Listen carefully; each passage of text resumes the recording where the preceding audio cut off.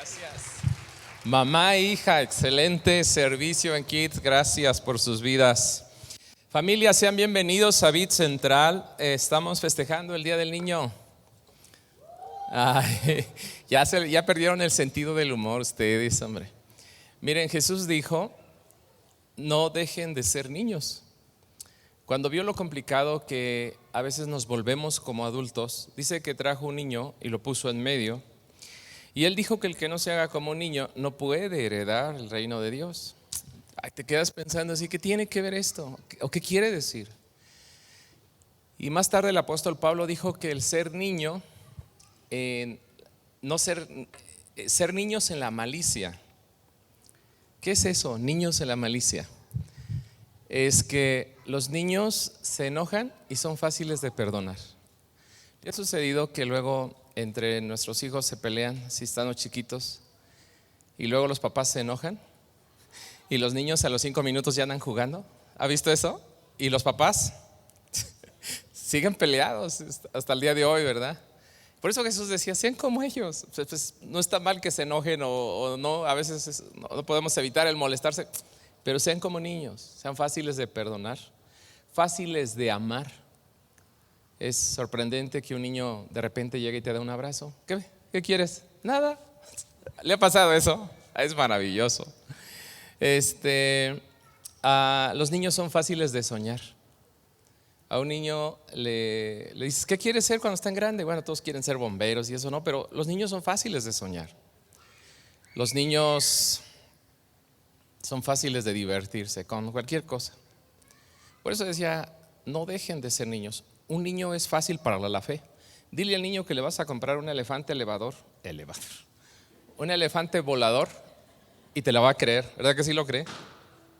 O sea, y a veces nosotros, entre más adultos somos más complicados, nos cuesta perdonar, nos cuesta amar, nos cuesta creer, nos cuesta aprender.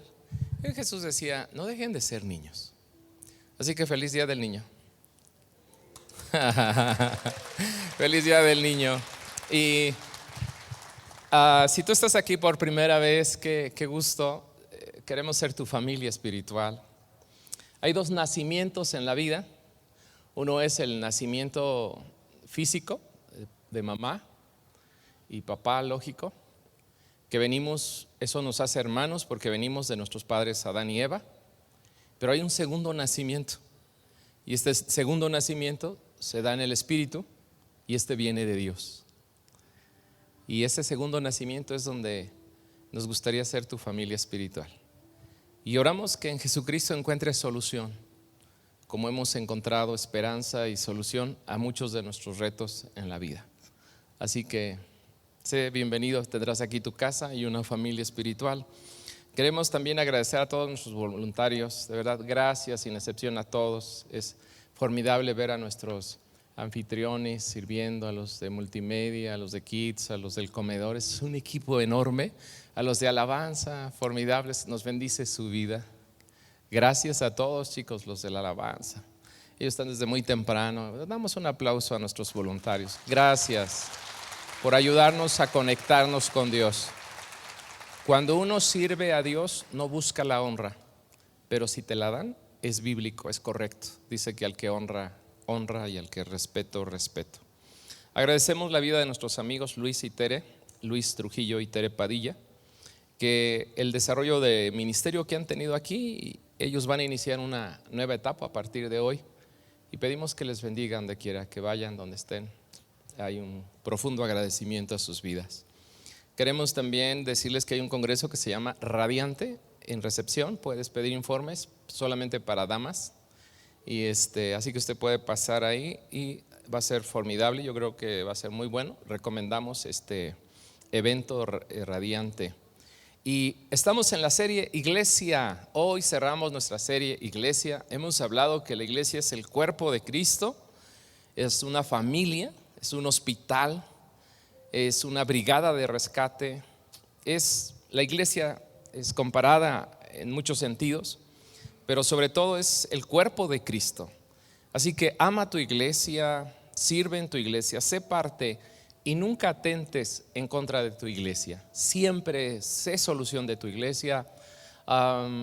Ayuda también a tus hijos, a tus familiares, a que sean parte del cuerpo de Cristo. Si eso nos queda este mes, sería formidable, hemos ganado bastante, pero todos estos tiempos hemos estado hablando sobre la iglesia, es la idea de Dios, es el diseño de Dios. Así que no es secundario, no es opcional. Todos necesitamos pertenecer a una iglesia local, tener sentido de pertenencia, reconocer un pastor y todo lo que ya hablamos. Hoy quiero hablar sobre aprendiendo de la historia y lo voy a enseñar en dos partes: la historia de la iglesia y la historia personal, para aplicar cosas también a nuestra vida. Debemos proseguir escribiendo la historia. Esta frase era la que yo recibí esta semana. Debemos proseguir escribiendo la historia. Está prohibido rajarse. Así que si usted está cansado de la vida, pues puede descansar, pero no se puede rendir. Hay que seguir escribiendo la historia, diga conmigo, y hay que escribirla bien. Esto es importante, así que hay que aprender del pasado y hay que evitar los errores cometidos. Lo más que podamos hay que trabajar en seguir cometiendo los mismos errores, porque cuando no aprendemos del pasado, estamos propensos a repetir los mismos errores. Esta frase es ya dicha por muchos años. Quien no aprende del pasado está propenso a repetir los mismos errores, y al final vamos a hablar de esto. Deuteronomio 32:7 dice: recuerda los días pasados, piensa en las generaciones anteriores. A veces es necesario hacer esta meditación. Dice: recuerda en los días pasados, piensa en las generaciones anteriores, de todo tipo, institucional, de iglesia, de organismo, personal, de familia. Piensa en el pasado, cómo ha sido tu familia, cómo ha sido su salud, qué virtudes tienen, qué adicciones han tenido, qué se ha caracterizado tu familia, divorcios, etcétera. Piensa en eso, piensa en las generaciones anteriores. Pregúntale, dice, a tu padre, él te informará. Averigua con los ancianos y ellos te contarán. En los ancianos hay sabiduría, en la mayoría de ellos, no en todos, pero en la mayoría de las personas hay mucha sabiduría, porque la vida se vive una vez y muchos han dicho que cuando estás aprendiendo un poco a vivirla es tiempo de retirarnos de este planeta. Pero cuando te sientas con un anciano te dará buenos consejos, comúnmente, no siempre, pero comúnmente. Así que aprender del pasado es forjar un mejor futuro. La historia nos ofrece sabiduría y experiencias que podemos aplicar a nuestras situaciones actuales. Así que quiero pedirles que me pasen el PowerPoint.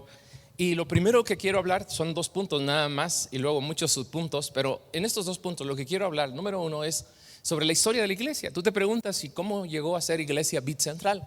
Aunque esa parte de historia no hablo, pero lo hablo en un sentido en general. Pero esta es la pregunta que nos hacemos. Así que pues requiere de mucha atención para que no te me pierdas, porque vamos a dar un viaje por 2000 años. ¿Están listos? Así que prepárense. Algunos, lógico, ya tienen mucho conocimiento de esto, algunos es nuevo, algunos fortalece algunas ideas. Miren, aquí esto tipifica la muerte de Jesucristo, después su muerte, su resurrección, sus enseñanzas. Antes de la cruz, cuando usted mira el Antiguo Testamento, comúnmente siempre va a haber Israel, Israel, Israel, Israel, Israel. Esa es la nación, el pueblo de Dios. Así que por eso le puse la nación, pero le puse una H que quiere decir hebreo. Así que cuando usted se refiere a Israel, puede referirse hebreos, sí. Hebreos es el que cruza el Éufrates. Así le pusieron este nombre a Abraham cuando ellos cruzaron a Canaán, y les pusieron hebreos. Y también se convirtió pues parte de lo que sería una nación, y lógico, su idioma hebreo. Entonces, ¿el pueblo de Israel se le puede decir hebreos? Sí, por su padre Abraham. ¿Se le puede decir judíos? También sí. Judíos, ustedes saben que la nación de Israel se dividió: al norte Israel, al sur Judá. Israel fue llevado cautivo y no regresó, o está disperso, y Judá fue llevado también cautivo, pero sí regresó. Entonces los que son de Judá son judíos. Sin entrar en dogmatismos, hay muchos que se pelean que entonces los judíos son los de Judá y los demás no, pero también sin problema se le pueden llamar judíos a la nación de Israel. Y ahora Israel, que son tres nombres que se usan para mencionar el pueblo de Dios.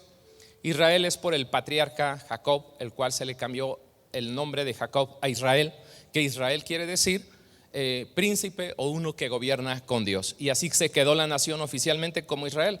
Pues cuando Jesucristo viene, dice que viene a Israel. A los suyos vino y los suyos no le quisieron, pero a todos los que le quisieron, entonces Dios levantó un nuevo pueblo llamado Iglesia, que en su momento mayormente fue por gentiles. Ahora lógico que es para todos, pero mayormente fue para gentiles. Pero es a partir de aquí que se hace esta separación. Israel sigue su propio camino. No olvides que Israel está bajo el Imperio Romano, que hay diferentes grupos dentro de la parte religiosa. Hay fariseos, escribas, saduceos y muchos otros. Había un templo principal donde hacían sacrificios, llamado el Templo de Salomón. Ahí ofrecían muchos sacrificios. Y bueno, en los lugares lejos, donde la gente no podía ir al templo principal, había sinagogas, que quiere decir lugar de reunión. Ahí no había sacrificios, solamente estudiaban la Torá, es decir, los primeros 5 libros de la Biblia. Y después, en el año 70, bajo el emperador Nerón, pues viene y con el general Tito destruyen el pueblo de Israel, la capital Jerusalén. La destruyen, dicen que fue atroz, murieron judíos y ahí quedaron dispersos. Así que la nación de Israel fue dispersa desde este tiempo, desde el año 70 hasta 1948 por la Organización de las Naciones Unidas. Vuelven a reconocer a Israel como una nación. Y siempre ha sido el debate de que ese terreno no es de ellos, que sí es de ellos, que no, que sí, y ahí está la pelea entre ellos y los árabes. Pero en la Biblia menciona que toda esa tierra se le fue entregado a Abraham y fue confirmado después con Dios cuando ellos poseyeron la tierra prometida. Aquí nuevamente entonces se establece nuevamente Israel como nación. Al final va a haber un reencuentro. Dios tiene un plan muy especial, un amor muy especial por Israel. Si ustedes de las personas que hablan mal de Israel, tengan mucho cuidado porque son los consentidos del jefe. Quien está en problemas con Israel estará en problemas. Fíjate, hay una frase muy fuerte que dice: quien te maldiga, lo voy a maldecir. Entonces yo no quiero problemas con Dios, con Israel. Bueno, pero aquí hay mucho que hablar, lógico, ¿verdad? Aquí podríamos tardarnos. Vamos ahora entonces a la historia de la iglesia. Después de que Jesucristo viene, vive 30 años, empieza a predicar 3 años, junta 12 discípulos llamados apóstoles y sana enfermos, reprende demonios, nos enseña el reino. Esto es importante mencionarlo porque el reino está dentro de la iglesia y el pueblo de Israel. Prácticamente está todo, o sea, Dios no ha perdido nada. Que luego nos dicen, oye, es que como que Dios está perdido. No, él dice que el cielo es su trono y la tierra es el estrado de sus pies y Él es el rey de reyes, punto. O sea, Él no ha perdido nada. Él sigue en control. Incluso todas las 7 esferas no van como fueron sacadas porque a alguien se le ocurrió. Las 7 esferas de la sociedad le pertenecen a Él. Que los humanos hagan mal uso de la política, de la educación, de la religión, de la economía, del deporte, de las artes, eso es otra onda. Pero todo eso le pertenece a Dios. Eso es que la iglesia, el pueblo de Israel está dentro del reino. Pero cuando hablamos entonces de la iglesia, aquí hay una separación. Israel sigue su ritmo y la iglesia es la que Dios establece. Entonces oficialmente en el Pentecostés quiere decir número 50. Por cierto, vamos a celebrar el Pentecostés el último domingo de mayo, no se lo vaya a perder. Vamos a estar celebrando el Pentecostés porque es la fecha en que aproximadamente después de la Pascua eran 50 días, después de la crucifixión. Entonces pasaban 50 días y celebraban el Pentecostés.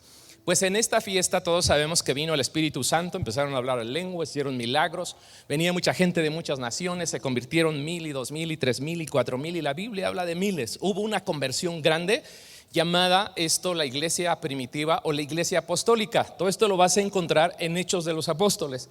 Y la iglesia actual, su función es regresar constantemente a esto, a la iglesia primitiva, a la iglesia apostólica en la esencia. No a veces en formas o otras cosas, sino en la esencia. Y bueno, pues hubo un gran crecimiento, se reunían en las casas, no había templo, tenían la doctrina fundamental de la iglesia primitiva era Jesucristo es el Mesías, murió en la cruz por tus pecados, resucitó con poder al tercer día, Él vive, Él es Dios. Es necesario que te arrepientas y que te bautices porque Él va a regresar por segunda vez. Estaba maravilloso, esa era toda la doctrina.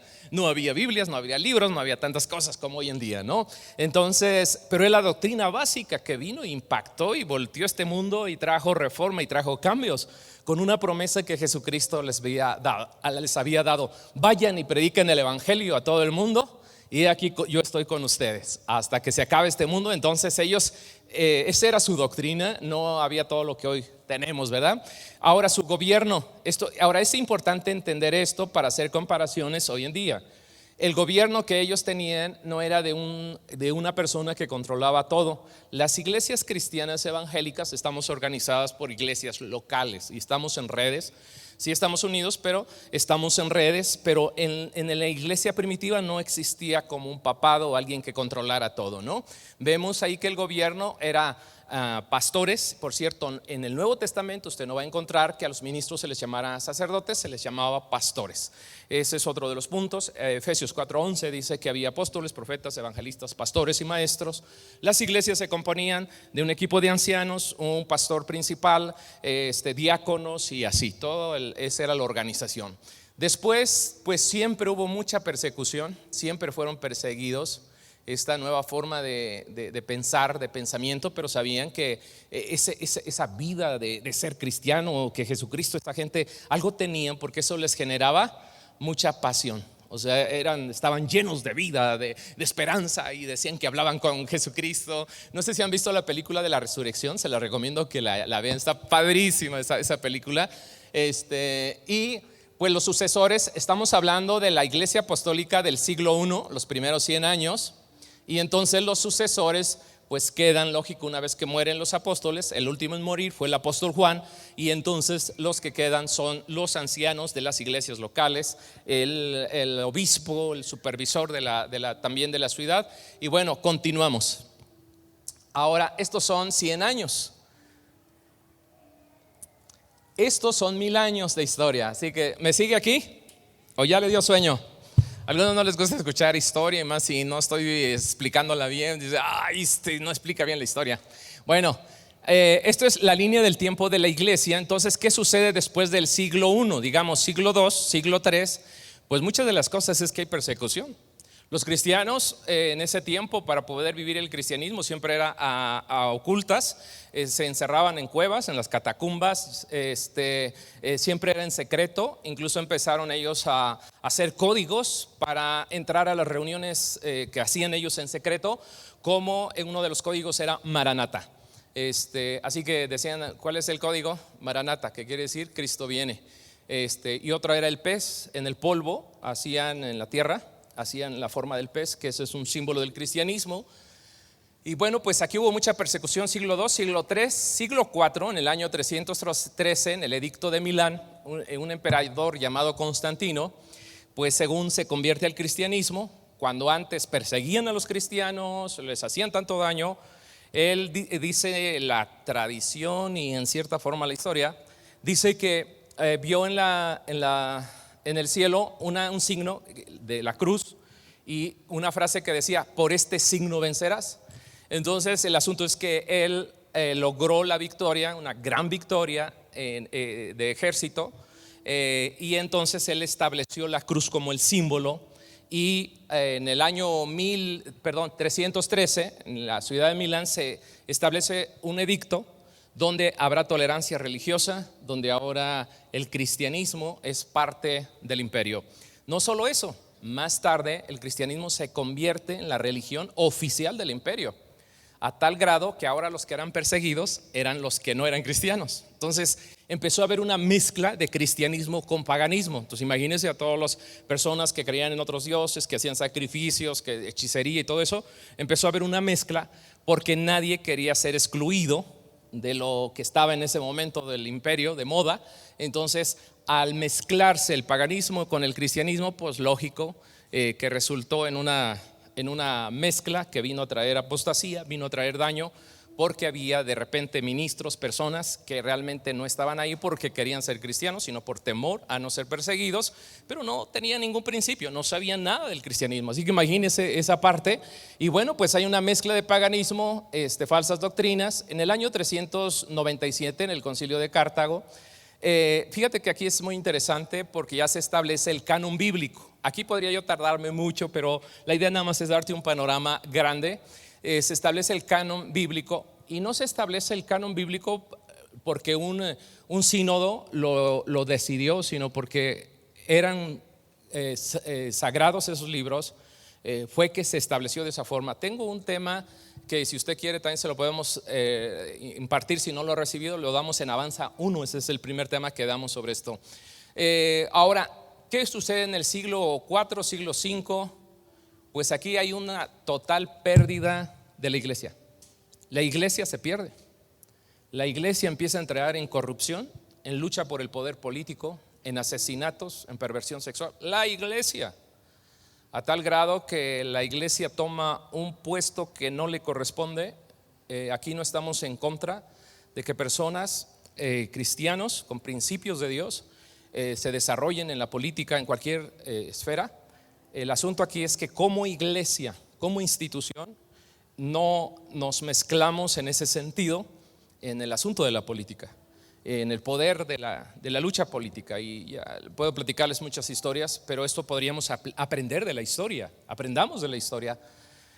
Pues esto que les estoy diciendo es historia universal, es conocimiento general, que usted lo puede ver en muchos libros de historia. Y usted sabe que entonces todo esto trajo la edad del oscurantismo, llamada desde el siglo V hasta el siglo XV. Hubo total oscuridad, no hubo crecimiento en nada, en la industria, en tecnología, en nada, no hubo crecimiento. Lo único que había eran asesinatos, guerras, brujería, y todo eso se detuvo. Con esto, para muchos que dicen que si la religión la quitas, entonces las cosas serán mejores, es totalmente falso. O sea, la religión viene siendo la luz, la sal, viene siendo el impulso, la vida de este mundo, porque es hasta el siglo XV, en el Renacimiento, que empieza nuevamente a retomarse la industria y todo, en la literatura, en todas las áreas empieza a haber un crecimiento.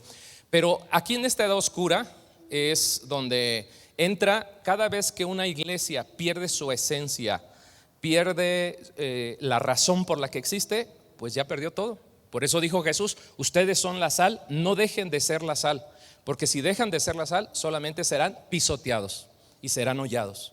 Es decir, se burlarán de ustedes. Ustedes saben que hay muchas personas que hoy en día rechazan a Dios por lo que hizo la iglesia, porque la iglesia en nombre de Dios mató a millones de personas, hizo atrocidades. Entonces dicen, pues si ese es el Dios, yo no quiero nada de Dios. Y esto fue el caso que trajo. Bueno, proseguimos a la siguiente. Y ahora aquí estamos hablando del año después. Podríamos hablar de los otros 1000 años de historia. Voy muy rápido, ¿verdad? Pero ustedes son bien inteligentes, ¿sí? Dígame, aunque no sea cierto. No, no es cierto. Bueno, ok, y entonces aquí miren el reino. Bueno, aquí continúa, pero aquí hay otra separación. Digamos que entonces la iglesia viene aquí con todos y sus defectos, porque nunca ha sido perfecta. Yo les he dicho, este no es un museo de santos. Este es una reunión de santos pecadores. ¿Por qué santos pecadores? Somos santos por la cruz del Calvario, y pecadores porque incluso la otra vez dijimos que Dios se casó con la más fea. Porque la mayoría de los que estamos aquí estamos porque ya no aguantábamos más allá afuera, ya no teníamos más solución y venimos de lo peor. Y entonces venimos a Dios y empieza aquí una regeneración, una transformación, es un hospital. Así que perdón, pero no mire la iglesia como que es el lugar perfecto, porque te vas a decepcionar. Es un lugar donde estamos ahí procesándonos con el Espíritu Santo, con su palabra, y cada día nos va regenerando, y creo que vamos muy bien. Gracias por esos amenes. Ok, entonces aquí viene la iglesia. Ustedes saben que anteriormente se estableció entonces la iglesia cristiana como la iglesia oficial del imperio, con esto dándole el nombre de católico. Católico quiere decir universal. Entonces era la iglesia universal. En esa edad de oscurantismo, pues se pierde todo, los principios, la fe, y algunos que eran monjes se van a los monasterios, a la contemplación, a la meditación profunda, tan profunda que se olvidaron de la sociedad, y entonces lo único que creció pues fue el mal. Cuando en el siglo XV, en 1517, entonces aquí viene un hombre que no es amado por la iglesia, Lutero, y trae una reforma.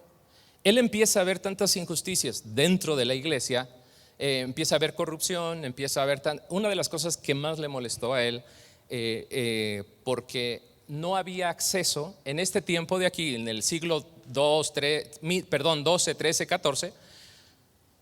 Toda persona que traducía la Biblia, leía la Biblia, promovía la Biblia, era asesinado, era visto como un hereje. Ahí levantaron lo que fue la Santa Inquisición, que es la maldita Inquisición, donde murieron millones de personas de la manera más atroz solamente por quererse rebelar en contra de la religión oficial. Entonces, todo esto trajo mucho resentimiento, ha traído mucho resentimiento a la gente, porque todo era el asunto del poder, de la fama, de la política y de cosas así. Y eso lo puede ver usted en historia. Cuando Lutero, dicen que uno de sus viajes ve tanta corrupción en su visita a Roma, pero dice que cuando él regresa encuentra a una persona en estado de ebriedad y le empieza a dar consejos como le darías tú, que cambie de vida, que hay una mejor vida en Cristo, que se arrepienta. Y dice que el viejito, el borrachito, le dice, le saca una indulgencia, era un papel firmado por el Papa donde decía que no tenía que, con ese papel ya no iba a entrar no iba a ir al infierno, o sea que el purgatorio ya lo podía pasar, porque se estaba buscando en ese tiempo dinero para construir la plaza de San Pedro. Esto es conocimiento general, no es particular, no estoy inventando, y ustedes si ya lo han leído ya lo saben de qué estoy hablando. Esto enardeció a Lutero, el cual era un filósofo, era un abogado y era un monje. Le hizo esa promesa, creo que fue a Santa Elena, ¿no? Cuando en una tormenta dice que estuvo a punto de morir, un rayo a partirlo, dice que si me sacas de esto, Santa Elena, me haré monje. Y entonces hizo esa promesa. Y Lutero, siendo un gran intelectual, él le enardece esto, pero él sí tenía acceso a la Biblia, cosa que la gente común no tenía acceso a la Biblia. Incluso en nuestro país hace todavía algunos años platican que la misa se leía en latín, la palabra, entonces pues nadie entendía, y aparte dando la espalda hacia el pueblo, ¿no? Esto es historia. Lo que él hace entonces es levantar 95 tesis en el cual él se opone en contra de esto, pero por lo que dice la Biblia. Es decir, la iglesia se ha perdido, se ha extraviado, nos hemos alejado del original y esto es pura política y corrupción y dinero y lo mismo del mundo, pecados sexuales y todo una distorsión. Y entonces Lutero se rebela. Ustedes saben que lo intentaron asesinar varias veces, pero varios reyes lo apoyaron, lo escondieron y empezó ahí una reforma llamada la Reforma Protestante. Entonces, de alguna forma aquí empieza en esto la separación, la iglesia católica y la iglesia evangélica. De alguna manera se vuelve a tomar en la Reforma dos caminos. Y entonces es por eso que cuando usted va a una iglesia cristiana evangélica, ellos son cristianos católicos, pero cuando usted viene a una iglesia cristiana evangélica, Lutero, dentro de esas tesis salen las 5 solas. ¿Cuáles son las 5 solas?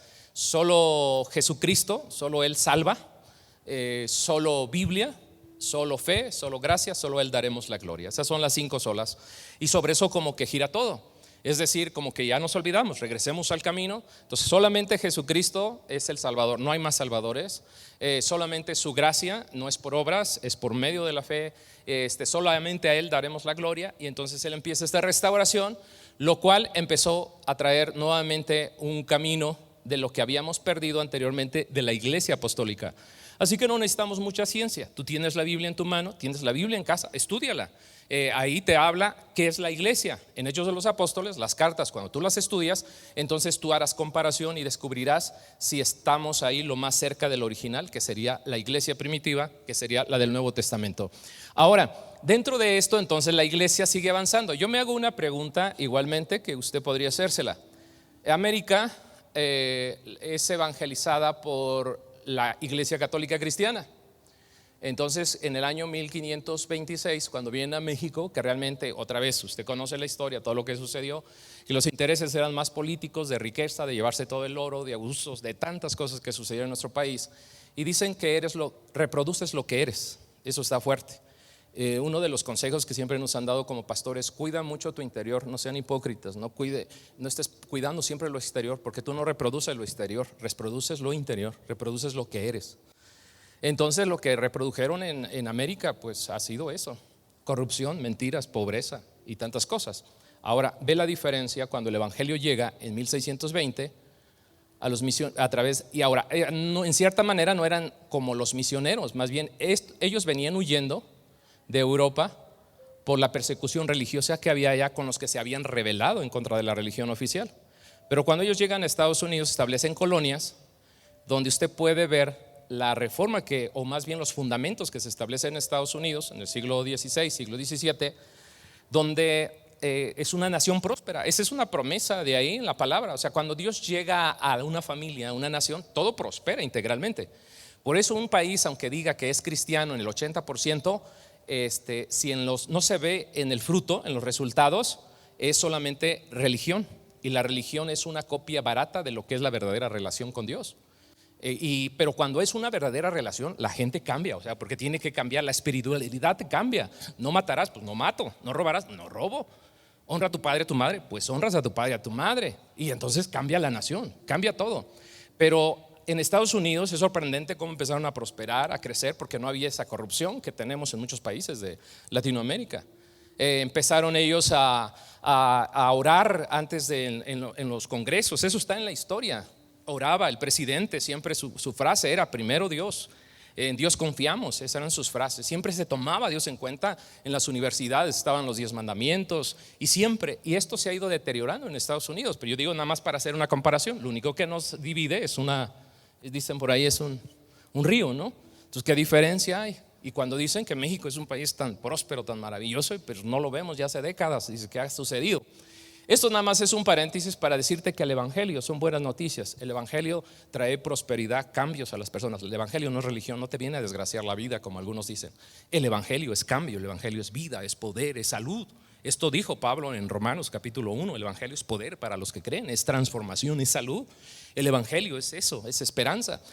Así que cuando el verdadero evangelio lo vivimos, hay cambios. Y si tú estás recibiendo el verdadero evangelio pero no dejas que te cambie, entonces estás bajo una religión, porque el evangelio no nos puede dejar iguales. Dentro de esta línea cristiana evangélica, entonces se empezaron a levantar denominaciones como luteranos, anglicanos, metodistas, bautistas, pentecostés, etcétera, presbiterianos, muchas denominaciones hasta el día de hoy. Y empezó una restauración de las doctrinas perdidas. Aquí requiero mucho tiempo para hablarte sobre esto. Se empieza a restaurar todas las doctrinas perdidas hasta el día de hoy.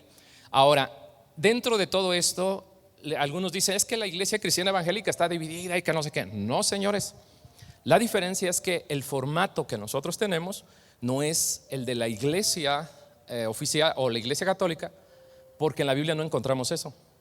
En la Biblia encontramos que había iglesias locales, se reunían, se agrupaban. Lógico, el pastor debe estar también bajo sujeción de un pastor, porque había obispos, había supervisores. Y yo siempre le diría: no vaya a una iglesia donde su pastor no tiene pastor, porque es muy peligroso cuando un pastor, no tiene nadie a quien rendirle cuentas. Entonces nosotros formamos como que lo que sería una red. Por ejemplo, en nuestra ciudad somos cerca de 500 iglesias, pero hay alianzas de pastores. Yo pertenezco a una alianza donde estamos reunidos, tengo un pastor que de alguna forma es el que tiene injerencia sobre mi vida espiritual. Pero si usted va a la Biblia, esta es la forma de hacer iglesia. Y entonces tenemos una frase que dice: en esencia unidad, en no esencia libertad, pero en todo amor. ¿Qué quiere decir esa frase? En esencia unidad quiere decir que creemos las 5 solas: un solo Dios, solo escritura, solo fe. Eso es la esencia. En no esencia es la forma. A veces tú vas a iglesias donde son muy solemnes, otros son muy alegres, como aquí, que brincan, saltan, se mueven, y de repente ves gente por ahí vestida de no sé qué, que el día del niño, ya viene el siguiente, que el día de la mamá. Eso son cosas secundarias sin mayor importancia, son formas, eso no afecta. Pero lo que sí afecta es lo primero, la esencia. Entonces, cuando se viola la esencia, a eso se le llama secta. Es decir, la secta es algo que se sale del original, no se sale de una iglesia, sino que se sale de la palabra de Dios. Por ejemplo, cuando una persona dice que Jesucristo no es Dios, eso ya es esencia, ya afectó la esencia, ya está grave. Cuando una persona dice no, es que no es solamente la Biblia, sino también la tradición, y ahí le podemos poner todo lo que queramos, cuidado. Entonces ya esto empieza a afectar. Y bueno, esto es la iglesia, a grandes rasgos la historia. Y bueno, dentro de la iglesia católica sigue otro camino, habrá un recuento de los salvos, pero ellos nos llaman hermanos separados. También para nosotros creemos que son nuestros hermanos separados y quisiéramos que volvieran a regresar. Pero entonces lo que usted ve aquí es que la iglesia entonces cristiana evangélica, porque alguien dice: bueno, es que es un poco diferente. Sí, porque esto está fundado en la palabra. Por ejemplo, Dios es espíritu, pues no tenemos otra cosa. Dios es espíritu, Él dijo: donde estén 2 o 3 congregados, ahí voy a estar. Ropa común, Jesús y los apóstoles usaban ropa común de su tiempo, comúnmente, eso era lo que había. Entonces no invertimos dinero en catedrales multimillonarias y cosas de ese tipo. Entonces, porque regresamos otra vez a Jesús, a los apóstoles, pues es irnos acercando a lo que dice la Biblia. Y bueno, ellos han agregado la tradición, y aquí la tradición pues le caben muchísimas cosas, y ya esto se me pasa. Bueno, pues ellos inventaron también esto, la Inquisición, las indulgencias. Hubo una desviación. Ahora, no todo es negro, también no todo es negro, en el sentido de que amamos a los católicos, y gracias a que nosotros nacimos en familias católicas, mi padre siendo 100% católico, muy respetuoso de él, él apoyó bastante toda su vida, él nos enseñó a los 10 mandamientos. Ahí fue donde yo aprendí de Dios, aprendí de los 10 mandamientos. Entonces no son nuestros enemigos, no estamos en contra o cosas así, sino que también ellos han trascendido en muchas cosas que han beneficiado al mundo, tanto en la educación, lógico, también el cristiano evangélico. Por ejemplo, los metodistas, usted ve en la historia en México, fueron pioneros en establecer la educación aquí en nuestro país. Pero y lo que es la educación, hospitales, etcétera, han aportado bastante en moral también.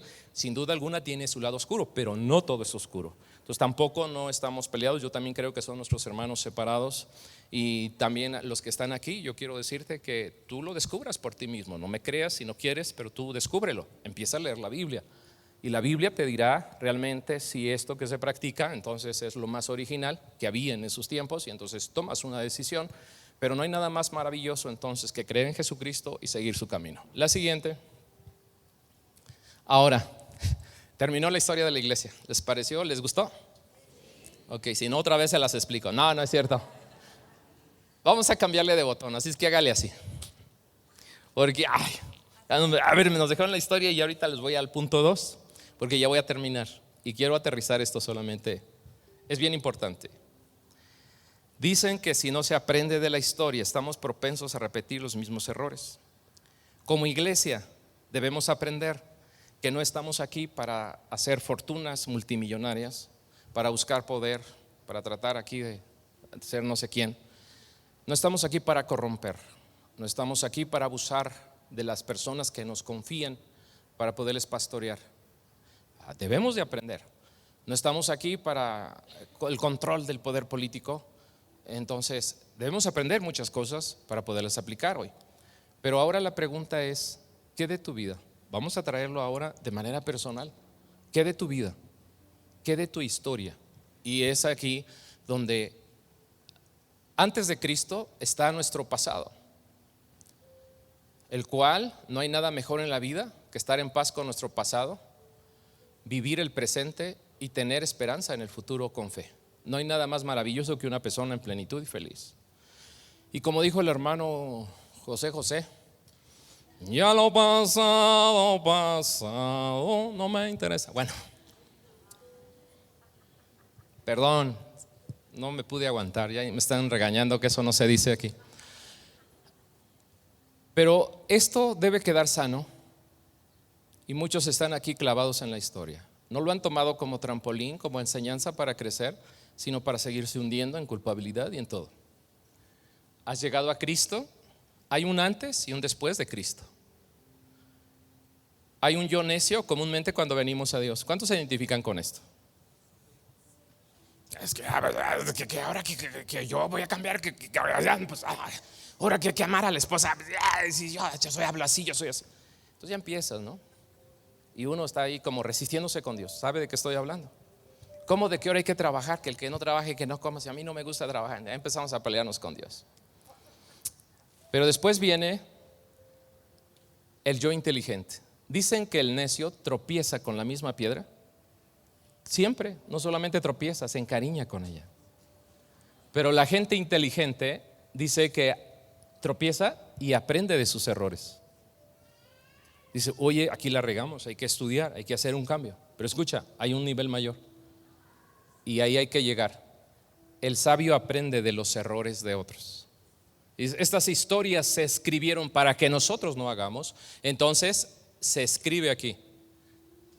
Algunos estaremos aquí, otros todavía aunque ya pasaron aquí, todavía esto no lo superan, ¿no? Tienen clavadotes acá. Pero aquí ya están algunos, otros van por aquí y otros van ya aquí. Pero esto es importante. El Proverbio 22:3 dice: el prudente se anticipa al peligro y toma precauciones. El simplón no el soplón, el simplón, avanza a ciegas y sufre las consecuencias. Aquí hay puros inteligentes. Póngase de pie. Y quiero cerrar con unos consejos, aunque no hemos terminado, pero no quiero que se me esté durmiendo en la silla. A ver si se puede dormir parado, ya nos vamos a dar cuenta si se cae. Pero escucha esto: error es una acción que no se realizó de la manera correcta. Un error que marca la historia. Fracaso es abandonar. Error siempre es no se hizo de la manera correcta. Algunas personas han abandonado cosas que no deberían abandonar. Así que un error no es para abandonar, es para aprender. Hay errores muy baratos y otros muy costosos. Hay errores que hemos cometido en la historia que son de dinero, otros son morales y otros son irreversibles. Por ejemplo, el papá que iba en estado de ebriedad y llevaba a sus 2 hijos, y en un accidente murieron sus 2 hijos y él quedó con vida. Qué remordimiento que haber evitado un accidente de esa magnitud no lo evitó. Esos son errores irreversibles. Así que necesitamos trabajar más para cometer menos errores. Así que si cometes al mes 100 errores, hay que ir por 90. Porque no podríamos decir que no vamos a cometer errores, porque los errores son parte de la formación. Hay un conocimiento oculto, dicen que hay un manual siempre atrás de cada error que hay que recoger. Pero hay quienes no lo están recogiendo. Si cometían 100 errores al mes, están cometiendo 150. Y hay otras personas que han empezado a abrazar el error. Ahora sí dicen que mal no es tan mal el tropezar con la misma piedra, pero encariñarte con la piedrota, eso sí está grave. Y porque si no corregimos nuestros errores del pasado, no aprendemos de la historia, pasa 1 año y 5 años y 10 años y seguimos con los mismos problemas. Las mismas discusiones en el matrimonio, los mismos problemas económicos, los mismos problemas de salud. Pues sí, porque no puedes hacer cambios de tu vida si no hay cambios en el presente. Queremos mejores resultados, pero no queremos cambiar. Así que piensa en la historia familiar, en las cosas que se han repetido en tu familia, en ti. Por ejemplo, el divorcio. Hay personas que están cambiando de pareja como cambiar de zapatos, cada año o cada 2 años, que es el tiempo en que a veces yo cambio de zapatos. Algunos están usando nuevos amores para curar viejas heridas, y es como ponerle un parche a tu herida de 8 centímetros. Es absurdo. Necesitas sanar para que no vuelvas a cometer el mismo error. Te apresuras a buscar un parche que tape tu herida de 7 centímetros y a la vuelta de la esquina reconoces que no es siempre la persona y otra vez se comete el error. Y hay una frase que dice: si andas de cama en cama te partirá el alma, porque no hay preservativo para el alma. Necesitamos empezar un cambio de renovación de mente y aprender de la historia. Otros ejemplos sencillos: por ejemplo, firmar de aval. Yo he conocido gente que dice: es mi compadre y yo le firmo y me vale. Le dicen a la esposa lo que tú opines. ¿Sabías tú que si tienes solamente una casa, no es tu casa, es de tus hijos, es de tu esposa? Firma de aval cuando tengas el dinero suficiente para poderlo pagar si esa persona no paga, porque eso quiere decir firmar de aval. Pero en la Biblia dice que no firmemos de aval, pero muchas personas no aprenden de ese error. Hacer tratos sin contrato. Hazme esto. ¿Cuánto? Como dijo el norteño, ¿cuándo? ¿Cuánto? ¿Cómo? Pregunte. Yo me he llevado tantas experiencias que ahora sí les digo: no, a mí dígame cuánto. Es que no se preocupe, no, sí me preocupo. ¿Cuánto? ¿Y cuándo me lo entregas? Pregunte. O seguimos cometiendo los mismos errores y al rato me estafó, es que no me hizo, es que no me dio. Aprendamos de los errores en la historia, de la adicción. ¿Por qué mis padres, mis abuelos? ¿Qué resultado dio el que fueran alcohólicos? ¿Por qué están así? Aprendamos de la historia. Aprendamos de las enfermedades.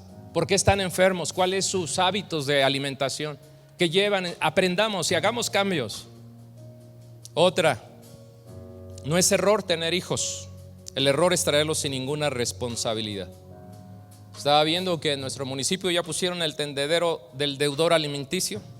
Y yo aplaudí, dije bravo, porque los hijos no son solamente de la mujer, también son del hombre. Y si alguien está aquí de esta lista, oro para que salga adelante. Pero escucha, seamos responsables. He conocido gente que tiene 2 hijos con una y después 2 hijos con otra. O sea, cálmate. Pues si no son, ya me regañó la de las enchiladas, porque les dije, pues no son enchiladas. Y vino la señora de las enchiladas, me dijo, oiga pastor, ¿y usted qué se cree? ¿Quién le dijo que hacer enchiladas es fácil? Un día lo voy a poner a hacer para que vea cómo se quema. Ya no se puede decir eso también. Pero por lo menos ya empiezas a pensar, a razonar. No es traer hijos por traer. Y si usted se divorció por X razón y tiene 2 hijos, ya le piensa para la otra, pero sea responsable. O sea, no podemos seguir cometiendo los mismos errores. ¿Cómo vamos a terminar, amigos? Hechos trizas. Por eso hay mucha gente bien trabada, bien mal emocionalmente, físicamente, de todo está mal. Y a veces sus salidas son suicidios, son alcohol, son drogas, son violencia. Viven una vida totalmente fuera del propósito de Dios. Así que necesitamos hacer una introspección y decir, ¿qué estoy haciendo? Y te tengo buenas noticias. Las hojas al salir de este lugar están en blanco, y las de mañana y los siguientes meses y los siguientes años que Dios te conceda vida están en blanco. Y tienes tú la oportunidad de escribirlas como tú decidas, con la ayuda de Dios, con los nuevos principios de Dios. Tú puedes escribir diferente tu historia y dejarle un legado, una historia diferente a tus hijos y a los hijos de tus hijos, a tus nietos. No te dejaron buen legado a ti, cámbialo. Dice su palabra que ahora eres hijo de Dios, por lo cual eres hijo de Abraham por medio de la fe. Y si eres hijo de Abraham, eres hijo de sus promesas, y entonces puedes iniciar una nueva genealogía por medio de la fe. Entonces tienes, oye, que eran alcohólicos y eran no sé qué, y violentos y enfermizos. Vamos, hay que trabajar para hacer una nueva genealogía a partir de que ahora Jesucristo vino a cambiar nuestra vida, vino a nuestro corazón. Escribamos una historia diferente. Te doy 6 consejos, rapidito.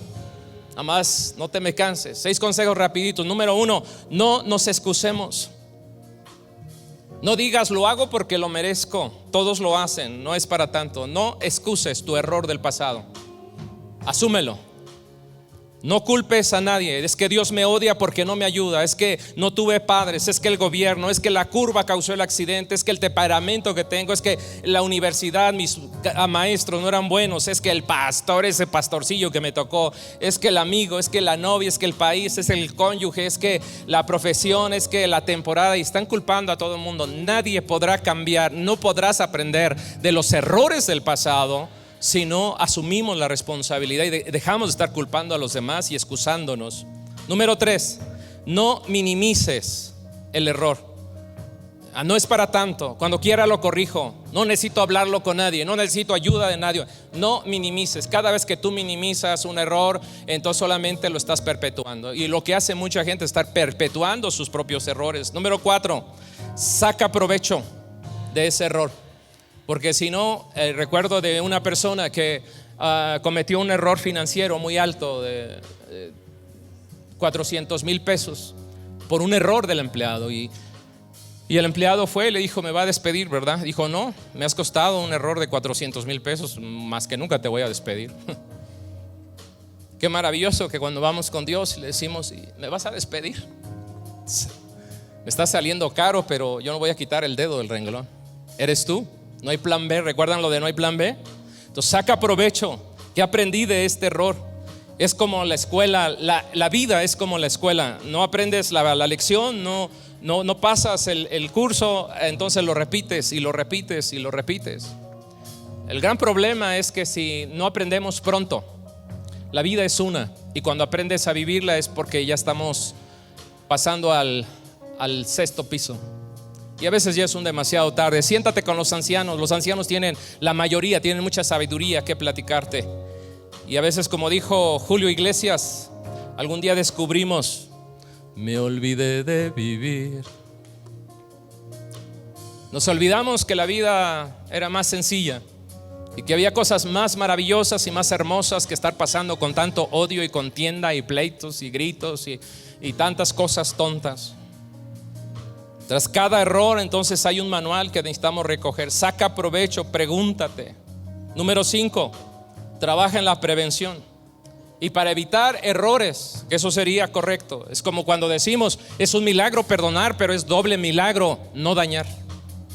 Así que es un milagro el sacar provecho de un error, pero es doble milagro el no cometer el error. Y para no cometer el error necesitamos prevenir, evitemos escribir mal la historia. Y esto es a través del conocimiento. Siempre genera conocimiento en ti. Siempre está estudiando la palabra de Dios. Lee cursos, en la crisis donde tengas, siempre estudia. El conocimiento es poder de cambio. Siempre céntrate en Dios. Número 2, asociación. Asóciate con personas que tienen experiencia, que tienen trayectoria en esa área donde tú quieres crecer. Número 3, practica. Una persona que practica desarrolla habilidades y comete menos errores. Y 4, persiste. Y 6, dentro del punto 6, recibe la gracia de Dios. Dime tú cómo superaste tu último error, qué lección te dejó, qué has mejorado. Pero recibe la gracia de Dios. No seas fatalista, no te descartes. No digas yo ya no sirvo para esto, ya no lo voy a volver a intentar. No, es que yo ya, hasta aquí. Y empiezas a buscar puertas falsas. La vida es hermosa y Dios vino a manifestarlo. Y cuando a una persona se le ha ido su capacidad de amar la vida, de amar a Dios, de amar a la gente, es una persona que entonces está buscando salidas falsas que solamente van a empeorar y te van a traer más daño. Dejemos buen legado. Empieza a platicar con el Espíritu Santo. Dile: Espíritu Santo, te amo. Tú has dicho que estarías con nosotros. Espíritu Santo, te necesito.